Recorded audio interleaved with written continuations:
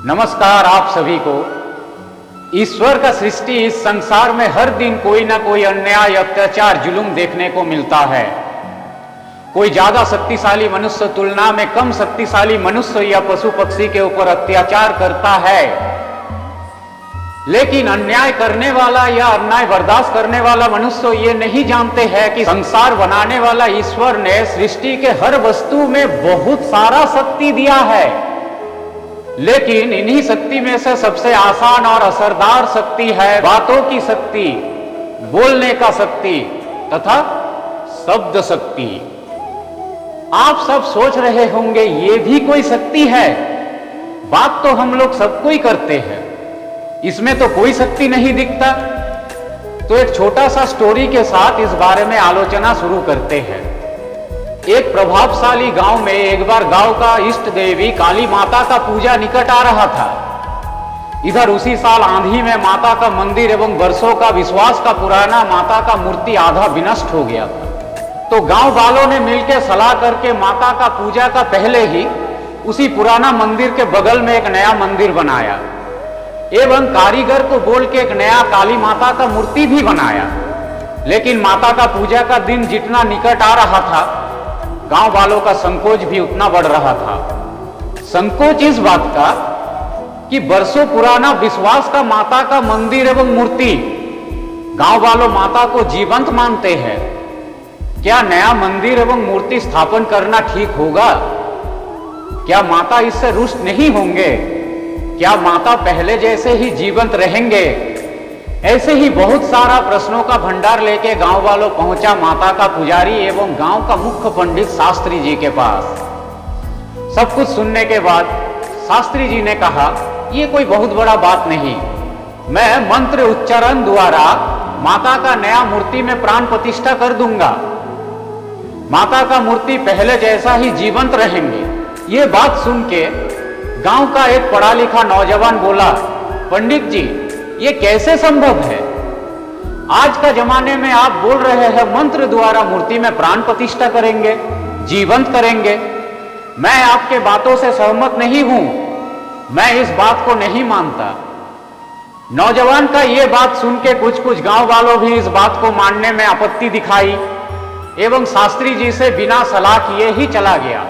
तो जाहिर है उस दिन माता का मंदिर का एवं मूर्ति का कोई हल नहीं निकल पाया। लेकिन पंडित जी सिर्फ मुस्कुरा के अपने घर के अंदर चले गए। दूसरा दिन शाम को पंडित जी उस नौजवान को फोन लगाया एवं अनाप शनाप गाली दिया।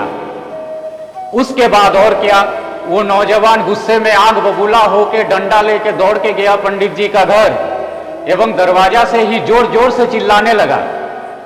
उसका चिल्लाना सुन के बाकी का गांव वालों भी इकट्ठा हो गया और पूछने लगा क्या हुआ। तब तक में शास्त्री जी भी मुस्कुराते हुए घर से बाहर आए एवं बोले, बताइए समस्या क्या है? नौजवान लड़का चिल्ला के बोले, आप मुझे गाली क्यों दिए फोन करके?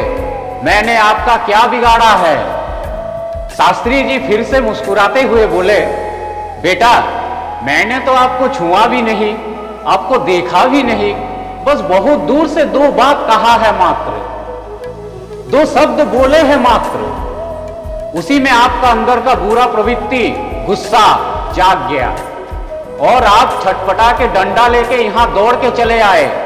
तो आप देखिए बेटा, बातों में शब्द में कितना शक्ति है कि आपका शरीर और मन दोनों को छटपटा दिया, हिला दिया। ऐसे ही बेटा मंत्र शब्द से ही तैयार हुआ है, जिसमें इतना शक्ति होता है कि पत्थर का मूर्ति में प्राण प्रतिष्ठा किया जा सकता है। अब उस नौजवान के साथ साथ सभी गांव वालों को बातों का शक्ति तथा शब्द शक्ति का समझ हुआ एवं सब कोई शास्त्री जी से अनुमति लेके खुशी खुशी माता का पूजा का तैयारी शुरू किया।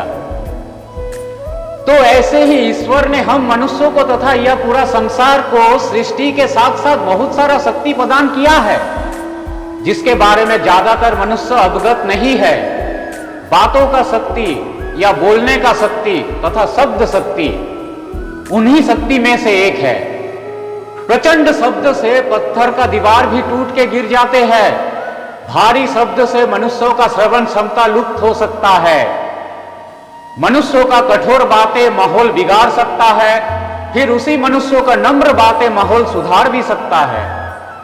आप अपने शब्दों का सही तरीका से इस्तेमाल करके उन्नति का शिखर में पहुंच सकते हैं, कोई भी बाधा विपत्ति दूर कर सकते हैं। लेकिन शब्दों का गलत तरीका से इस्तेमाल से आपका जीवन दुखमय हो सकता है, परेशानी से भर सकता है। थोड़ा गौर करके देखिए, इतिहास से लेकर आज तक छोटा से छोटा या बड़ा से बड़ा जितना भी लड़ाई या युद्ध हुआ है, सबका शुरुआत बातों से ही हुआ है।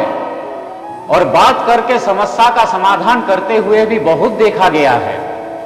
हालांकि आपका अपने घर के अंदर पति पत्नी का जो लड़ाई झगड़ा होता है, उसका शुरुआत हमेशा बातों से ही होता है और समाप्त भी बातों से ही होता है।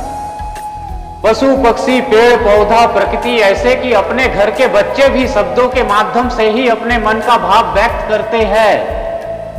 तो मेरे प्यारे मनुष्य, बातों का शक्ति, बोलने का शक्ति तथा शब्द शक्ति को पहचानिए। शब्दों का सही चयन कीजिए, उसको सही तरीका से सही स्थान पर उपयोग कीजिए और आनंद के साथ जीवन में उन्नति करते रहिए। खुश रहिए, सुखी रहिए, स्वस्थ रहिए, बातें करते रहिए। नमस्ते।